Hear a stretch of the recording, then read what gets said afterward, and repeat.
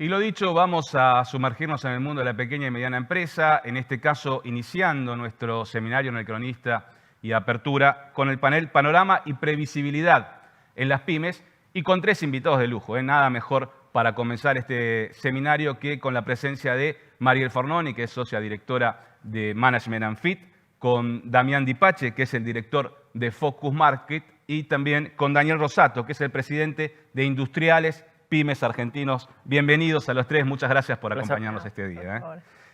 Vamos a arrancar con vos, Mariel, para poder entrar un poquito a entender en qué punto nos encontramos, ¿no?, en la Argentina después de 2 años atravesados por lo que fue la pandemia, la cuarentena, los vaivenes que ha tenido la economía, ¿no?, sobre todo la actividad. Y te pregunto cómo esto afectó a los argentinos y en qué contexto nos estamos encontrando, contexto sociopolítico se encuentra el país en el día de hoy.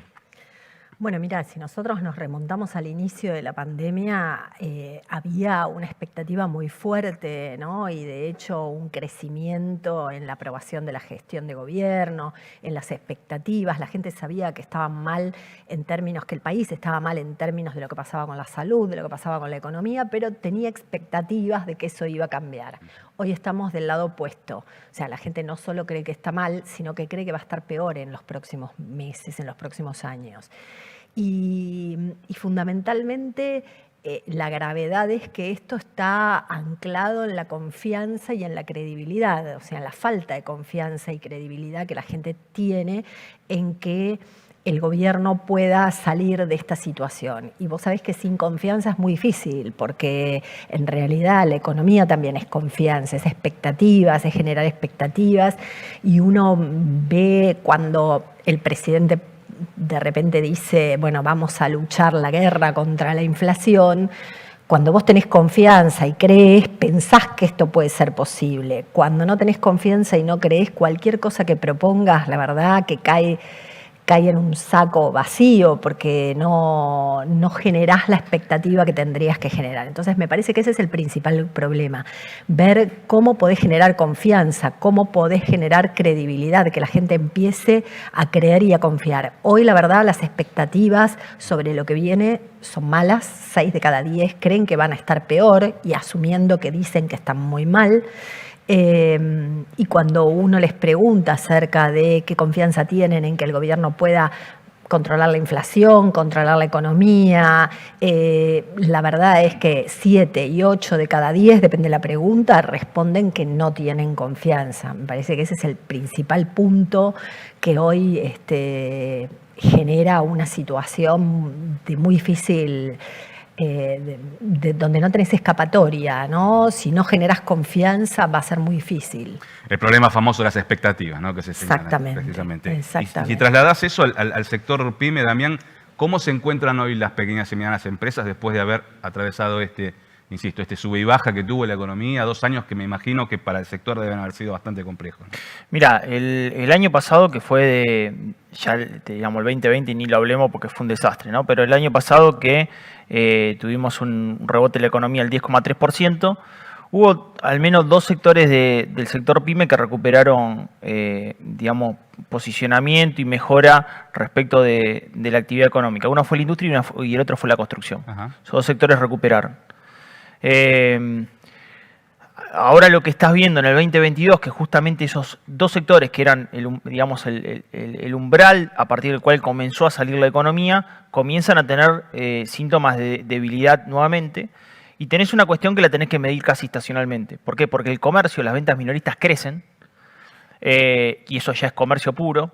Pero tenemos que tener en cuenta que en marzo del año pasado la circulación social no era plena, tenemos que tener que mucha administración pública todavía no estaba trabajando, entonces ese factor desde el punto de vista estacional sí lo tenemos que medir, crece el comercio, se está debilitando la industria y el sector de la construcción, y quizás las pymes de servicio vuelven a tener un nivel de recuperación. En esa situación estamos hoy en el medio de la coyuntura. Con una economía que se preveía con un crecimiento del 3,5%, nosotros hoy vemos un crecimiento de entre el 1,5 y 2%. ¿Y cuáles son los obstáculos que ves que se enfrentan las pymes para poder salir de este momento y empezar a crecer más fuerte? Cuando nosotros le preguntamos al universo pyme cuáles son los 4 o 5 problemas que tienen, volatilidad macroeconómica, presión tributaria, costo laboral, inflación y tipo de cambio siempre están presentes. Ajá. Ponele el orden que quieras en Sí. los últimos 10 años. Hoy las que más priman obviamente son inflación, fundamental, presión tributaria Ujú. y aún volatilidad macroeconómica. O sea, hoy, si bien a partir del acuerdo con el Fondo Monetario Internacional parecía que iba a haber mayor nivel de previsibilidad, desde el punto de vista político no la encontrás. Entonces tenés una situación donde la economía está complicada, pero a su vez en el universo político no acompaña ese espaldarazo que te debería haber permitido el acuerdo con el Fondo Monetario Internacional. Y eso lo ven las pymes hoy en la Claro, calle. lo que señalaba Mayor recién, ¿no? La falta de expectativas, de poder Totalmente. observar yo, hacia adelante. yo voy a invertir hacia adelante. Bueno, te doy un dato importante y un dato del Lideral bueno que muestra que para las grandes empresas que tienen más musculatura económica financiera, Ujú. el empleo recuperó 2% en el 2022. Y para la MIPYME cae 5% el empleo privado Sí. respecto al año 2019 que había sido un año malo para la economía. O sea, no recupera empleo el sector MIPYME, el eslabón más pequeño, de 0 a 10 empleados. Ahora, y esto es diferente en el resto de los países de la región porque uno dice, pandemia y cuarentena tuvimos en todo el mundo, ¿no? En algunos países más, en otros países menos el tiempo de cuarentena, problemas de actividad, problemas de inflación hay en todo el mundo. Stock versus flujo es terrible. Y mirá, hay un dato del Banco Mundial. Mm. En el caso de Chile, tiene 48 pymes por cada 1000 habitantes. México tiene 38 pymes por cada 1000 habitantes. Brasil tiene 24 pymes por cada 1000 habitantes, Uruguay 28. Argentina termina la pandemia con 18 pymes por cada 1000 habitantes. Ajá. Entonces vos me decís, pegó más fuerte acá, sin ninguna duda, una mortandad importante de las pymes en la pandemia porque tuvimos una cuarentena estricta, un periodo muy prolongado de actividad económica casi nula, ¿no? Mm. Daniel, y hablando de estos temas que impactan en todo el mundo, en este momento tenemos el problema de la guerra en Ucrania, la invasión de Rusia, los problemas que esto ha generado en materia energética en el mundo, ¿no? Problemas que me imagino que también deben estar afectando aquí, ¿no? Sí, más que nada en este momento donde el sector pyme industrial, yo quiero hablar del sector pyme industrial, diferenciarlo al resto, que como dijo Damián, hay sectores que fueron muy perjudicados. Las pymes industriales vienen recuperándose, vienen con un crecimiento a partir del 2021 sustentable. Hoy estamos en 2% de crecimiento de recuperación de pymes. Ajá. Teníamos 58.000 pymes en 2017, terminamos en 2019 con 50.000 pymes. Sí.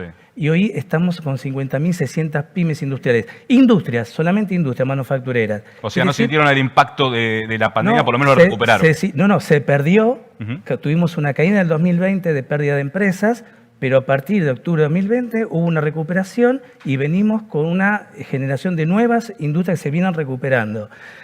Ahora, lógico, el tema de la guerra de Ucrania con Rusia fue algo que se perjudicó a todo el mundo, Claro. especialmente a Argentina, al sector industrial. ¿Por qué? Porque esto afectó a los costos de los insumos difundidos, Ujú. sí, el aumento del gas, el aumento de la electricidad, todos estos aumentos que tenemos que enfrentar, pero nosotros decimos que a partir de los últimos acuerdos que ha hecho el gobierno, tanto con Bolivia como con Brasil, donde salió el gobierno, no solamente el gobierno nacional, sino el secretario de Energía, el presidente de Energas, a garantizar el suministro para las pymes. Nosotros creemos que hay previsibilidad, es decir, a diferencia de otros años, hay financiamiento, ¿sí? No todo el financiamiento que nosotros pretendemos, pero el financiamiento está. El problema que estamos atravesando las pymes ahora, Ujú. ¿cuál es? Es que las pymes han tomado crédito, han invertido en maquinarias para aumentar su producción, para ser más competitivos, pero estamos teniendo el problema que no pensábamos que iba a ocurrir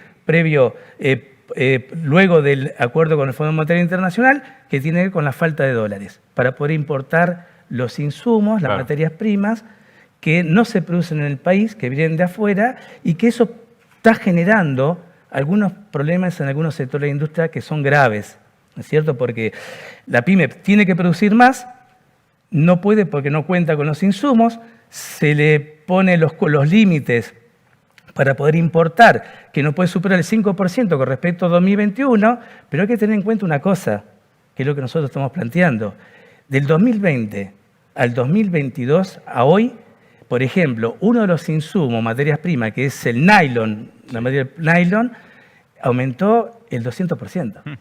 casi el 200%. Valía $1.100 la tonelada, ahora vale $3.200 la tonelada. Quiere decir que una pyme, si se lo ponemos en plata, puede importar un 60% menos. Ese es el inconveniente que estamos teniendo, pero hay demanda. Nosotros vemos previsibilidad porque vemos que en todo el sector, especialmente energético, hay una gran oportunidad y hay inversiones muy importantes que se están dando en el sector de petróleo y gas, y que esto, sin ninguna duda, repercute en todo el sector PYME. Tenemos el sector autopartista, que no hay vehículos, faltan vehículos, pues se exportan prácticamente, el 90% se exporta. Entonces, nosotros creemos que la industria en los diferentes sectores están produciendo, han aumentado su capacidad instalada. Ahora bien, ¿qué va a pasar de acá al futuro? Nosotros creemos de que pasado solucionar el problema de la energía, lógicamente hay que enfrentar, vemos previsibilidad, ¿por qué? Y porque de acá a 3 años se está hablando de la independencia energética. Se está hablando que va a haber gas para exportar, van a estar hechos los gasoductos para llevar gas a toda la industria. Los problemas que tenía la industria, ¿cuáles eran antes? Que no podía haber desarrollo industrial porque no teníamos energía. Bueno, si tenemos que hablar de previsibilidad, te digo, mira, previsibilidad hay porque acá se está hablando de acá a 3 años que vamos a tener energía suficiente para poder producir. Entonces, ahí, cambiando, estabilizando la política económica, la economía a nivel nacional, que también se va a tener que estabilizar a nivel internacional, creo que las oportunidades en Argentina son grandes porque Argentina cuenta con todos los recursos naturales que muy pocos países del mundo cuentan para poder producir. Nosotros decimos que la Argentina está en pañales, ¿no? Ahora, al momento de hablar de estabilidad económica, y voy con vos, Mariel, uno de los temas que más nos preocupan a todos, y está claro porque se lo ve en la calle, inclusive en el propio gobierno, es la inflación, ¿no? Claramente es un tema que ha generado movimientos inclusive dentro de la interna del gobierno, ¿no? ¿Cómo está viendo la sociedad esto? Bueno, para la sociedad, así como para las pymes, planteaba recién, la verdad es que la inflación es la principal preocupación, ¿no? Y nosotros vimos un crecimiento de casi 10 puntos del mes pasado a este. Más allá de que ya hace tiempo que las preocupaciones económicas están en primer lugar, evidentemente la inflación preocupa más que el desempleo, preocupa más que el aumento de tarifas, preocupa más que la presión fiscal, sí, dentro del común, ¿no?, de la sociedad. Y el tema es lo que decíamos antes, que no hay expectativas cuando uno pregunta, bueno, ¿y cómo está gestionando el gobierno esto? Muy mal. ¿Y cómo cree que es capaz? ¿Usted tiene confianza en que el gobierno puede gestionar? No tiene confianza. O sea, 8 de cada 10 dicen que no tiene confianza en cómo el gobierno puede controlar la inflación. Entonces, están como en esta encrucijada. Me parece que esto va acompañado también de la crisis política que hay dentro del gobierno, donde tenemos un presidente que no se habla con la vicepresidenta, que fue quien lo eligió y lo puso en el cargo, donde el poder está repartido, donde no se sabe cuánto poder tiene Alberto Fernández, cuánto tiene Cristina Fernández, donde hay una coalición de gobierno que está rota, y esto también genera inestabilidad, porque cuando uno dice, bueno, ¿y qué es lo que el gobierno puede hacer en relación a esto? Bueno, ¿qué es lo que el gobierno puede hacer? ¿Qué gobierno? Porque una parte del gobierno festejaba el acuerdo con el fondo y otra parte del gobierno se paraba y cerraba, daba un portazo, se iba y no aparecía en la sesión donde había que aprobarlo, ¿no? Entonces, me parece que todo eso no hace más que agregar mayor inestabilidad a la situación. A ver, está claro que para el común de la gente el fondo es sinónimo de problemas, o sea, solo el 20% de la gente tiene una imagen positiva del Fondo Monetario. Sabemos que cuando llegamos al Fondo Monetario estamos en graves problemas, o sea, el común de la gente lo entiende, más allá de que no todos ven la relación directa entre su economía personal y el arreglo, ¿no?, con el fondo. Eso tal vez lo ve un determinado sector, pero no el conjunto de la población. Pero cuando vos ves que ese es el tema que ocupó al gobierno durante los 2 últimos años, que de lo único que se hablaba en el área económica era del acuerdo con el fondo, y llega el momento del acuerdo con el fondo y la coalición de gobierno está partida y no tienen una posición en un objetivo que es el objetivo central, evidentemente, porque, o por lo menos hasta el momento parecía el objetivo central, es un gobierno, no estás hablando de subobjetivos o de que no sabes si vas a invertir más acá o de una ley o de... La verdad que es un tema Entonces, esta inestabilidad política complica mucho más las cosas, complica mucho más por esto que decíamos antes de la confianza, ¿no? O sea, ¿confianza en qué? Claro, y despierta la puja distributiva, ¿no? Que es lo que uno empieza a observar con las movilizaciones también en las calles, los reclamos, los pedidos de asistencia. El gobierno acaba de anunciar, ¿no?, una asistencia para monotributistas, para empleadas domésticas, para aquellos que están en la informalidad también, para jubilados, en función todo que esté relacionado con la inflación. Claramente hay un punto, hay un nexo ahí que tiene que ver con esa suba de precios, y en esa circunstancia, en esa puja distributiva, uno lo que observa también es que hay sectores de la política que empiezan a ganar más terreno, ¿no? Aquellos que levantan un poco más la voz. No sé, el caso de Javier Milei me parece que es muy típico. ¿Cómo se está viendo eso también? ¿Cómo se está observando el funcionamiento de la oposición, de los dirigentes ante estas circunstancias de la economía? Me parece que lo que pasa es que hay un distanciamiento de la política con los problemas reales de la gente. Entonces la gente siente que la política está ocupándose de sus temas, la vicepresidenta de sus temas judiciales, el presidente de otros temas, la oposición discutiendo los liderazgos, y nadie se está ocupando de los temas que realmente le preocupan a la gente. Entonces aparece alguien que es totalmente disruptivo, que dice que hay que eliminar el Banco Central, que los impuestos, y que no tenemos moneda, y que dice muchas cosas que gran parte de la población piensa de una manera totalmente disruptiva, y entonces aparecen dirigentes como Milei que han crecido muchísimo en términos no solo del nivel de conocimiento, sino también de aprobación, ¿no? de imagen positiva. Entonces, yo he visto en muchos años en esto gobernadores de provincias importantes que han sido candidatos a presidente varias veces y no tenían el mismo nivel de conocimiento a nivel país que el que tiene Milei prácticamente solo desde la televisión, ¿no? Claro. Entonces, me parece, y eso, ¿por qué se da? Porque también la pandemia dejó una situación de decir, no queremos más esto, o sea, hace muchos años que son los mismos y que no terminan de resolver nuestros problemas. Entonces aparecen este estilo de liderazgos totalmente disruptivos, que también yo creo que hoy canalizan parte de la frustración. Es decir, si no creo en nada de todo esto, bueno, o me deprimo, o digo, bueno, por ahí tenemos otras opciones. Hay que ver, llegado el momento, falta muchísimo para la elección, muchísimo, porque en este país 1 año y medio es una vida. Sí, sí. Hay que ver si después normalmente la gente se pone más conservadora cuando llega el momento de la elección y demás, pero la verdad es que todo es posible y creo que está canalizando gran parte del descontento de la gente con la política en general, que lo que veo yo es una diferencia con relación al 2001, que por ahí era que se vayan todos, y ahora no se siente lo mismo, sino vengan todos. A ver, arreglen esto, claro, ¿no? Porque la situación no está para que se vayan todos, está para que se pongan de acuerdo y hagan algo. Y hablando de arreglar y de tratar de avanzar y de progresar, Damián, y volviendo directamente al mundo de las pymes, ¿cuáles son las herramientas con las que hoy cuenta una pequeña y mediana empresa como para poder desarrollarse y poder avanzar, más allá de las dificultades que nos cuentan bien Mariel, Daniel, que pueden afrontar en este momento preciso del país? Muchas herramientas las descubrió en el medio de la pandemia, yo creo. O sea, el medio de la pandemia exigió hacia un cambio de comercialización, un cambio de contacto con otra economía. Entonces vos ves que las tasas de comercio electrónico han crecido fuertemente. Incluso la industria cuando hoy opera business to business, empresa a empresa, opera a través de comercio electrónico, opera a través de una plataforma digital. En el caso del comercio es muchísimo lo que ha crecido las billeteras digitales y la fintech. Y vamos de una economía que yo llamo que prevalecían los medios de producción hacia los medios de conexión. O sea, hoy tenés una economía donde, por ejemplo, el comercio es el sector terciario de la economía, es parte de los servicios, encuentra en el sector cuaternario de la economía su palanca más importante. Estamos hablando de software, informática, desarrollo, digamos, de ingeniería de datos. Entonces ahí está encontrando, creo que la pyme tiene que ir hacia ese lugar, y yo digo que en el medio de la pandemia el mejor vendedor fue un algoritmo. O sea, increíblemente el mejor vendedor fue un algoritmo.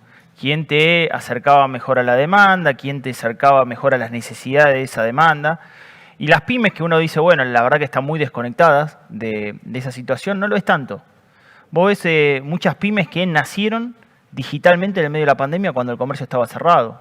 Cuando la industria no podía operar, la pyme seguía operando desde el home office a través de estos medios y plataformas digitales. Entonces yo creo que encuentran una herramienta muy importante que le permiten ganar productividad y competitividad en el mercado como no lo hubiesen imaginado, que fue un conocimiento de shock y que ya están insertas en ese proceso de adaptación hacia una nueva habilidad que tienen que reconocer para poder comerciar y producir en el futuro. Y me parece también que entre todo este marasmo político que se vivió Argentina, la Ley de Economía del Conocimiento es positiva. Creo que la Ley de Economía del Conocimiento, por ejemplo, a ese sector cuaternario de la economía, le da beneficios realmente importantes, lo cual unió también a la clase política a decir, bueno, este sector que es un desarrollo de agregado valor en software, biotecnología, genética, capital humano, informática, etcétera, de alguna manera se le dio algún tipo de incentivo desde el punto de vista fiscal y productivo, ¿no? Financiamiento. Vamos a ir cerrando ya, por lo que veo, estamos con el tiempo bastante corto, pero Daniel, no quiero dejar de preguntarte por una iniciativa que está desarrollando el IPA que tiene que ver con el Fondo Compensatorio de Desempleo y el retiro laboral en tiempos en los cuales es tan importante, ¿no?, poder garantizarle al trabajador eso, ¿no? Sí, realmente esto es algo que lo llevamos desde IPA, lo llevamos al Congreso, al Ministerio de Trabajo, este Fondo Compensatorio Laboral, donde consiste en el aporte entre el trabajador y parte del Estado, que el trabajador tenga una caja, que sería en este caso puede ser del ANSES, donde nosotros hacemos un aporte que representa el 7,5% de la masa salarial, ¿sí? Ese aporte, ¿para qué sirve esto? Para que el trabajador, en caso de despido, renuncia, cualquiera fuera el motivo, pueda realmente cobrar su indemnización, sin tener que, como ocurre hoy en día, en muchos casos, que la pyme sufre a veces juicios laborales injustos porque hay reclamos que nos corresponden, ¿no es cierto?, que están fuera de la realidad. Entonces, de esa manera, por otro lado, este fondo, este aporte que hacemos, sirve para que el trabajador, ¿en qué beneficia al trabajador? El trabajador, retira el dinero, su indemnización está a disposición. La otra, cuando se jubila, si nunca retiró ese dinero porque sigue produciendo en la misma empresa, trabajando en la misma empresa, tiene la posibilidad de tener un fondo acumulado de toda su trayectoria laboral. Ajá. Y eso realmente puede ser un beneficio, le garantiza también ese fondo que se va acumulando con el aporte de todos los trabajadores, se forma una masa de dinero virtual que no solo sirve para darle también financiamiento al trabajador, sino también a las pymes para todo lo que es la producción, financiar la producción. Entonces, esto también es un beneficio para el Estado, para el trabajador, para la pyme, para los sindicatos, de alguna manera, porque se buscaría de esta forma también que no haya tanta informalidad, ¿sí? Esto nosotros lo vemos como parte de una solución a lo que hoy tiene la pyme, que de alguna le garantiza, le daría más seguridad jurídica a la pyme, más seguridad jurídica también al trabajador, porque si uno se pone a pensar, todos los trabajadores quedaron en la calle sin cobrar un peso. Por ejemplo, en pandemia, empresas que han cerrado y dejaron los trabajadores en la calle que no pudieron cobrar nada, porque la empresa cerró, quebró. Claro. Entonces, de esta manera, le estamos garantizando también al trabajador su indemnización en cualquier momento. Y creo que esto es algo que es un beneficio. Fue consensuado con los sindicatos. Esto lo hemos consensuado con los sindicatos, estuvieron de acuerdo, pero no avanzó porque también, lógicamente, que hay intereses creados en todo esto que, lógicamente, a muchos estudios de abogado, lógicamente esto no les conviene, ¿no es cierto? Esperemos que en algún momento encuentren un camino. Daniel, muchas gracias por acompañarnos hoy. No, al contrario. Damián, Mariel, muchísimas gracias por estar con nosotros. Y ustedes, gracias por estar ahí. No se vayan porque ahora vamos a continuar con un panel sobre las perspectivas del sector.